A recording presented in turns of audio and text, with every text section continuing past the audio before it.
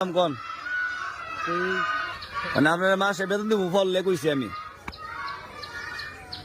বুঝছেন নি বাবারা আলোচনা হয়েছে না বড় ভাইয়ের সাথে যে মামা আয় না তো আলোচনা হয়েছে যদি রেগুলার ফরা তাই নামাজ চললে প্রতি মাসে 3,000 টাকা দিব এবারে মাঝে মধ্যে বেটা হাত খরচ দেওয়া হইব বুঝছেন মানে বেটা যে গেল নামাজ চুরিয়া এখন বেল বাজে 11টা এখন আইছে পড়তো মাদ্রাসার 2 ঘন্টা তোরা করে লইছে মামু কি কন বুঝো আমার কথা আমি বুঝছাই ইয়া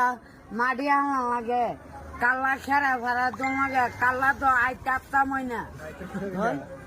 কাল খাইতে আমার ভাই কই আনিব আমার কাছ থেকে আপনি নিজে নিজে ফোন থেকে লইব কেমবে কই এখন যে 2 ঘন্টা পরে লেগে হুজুর হয়ে যায় 2 ঘন্টা পরে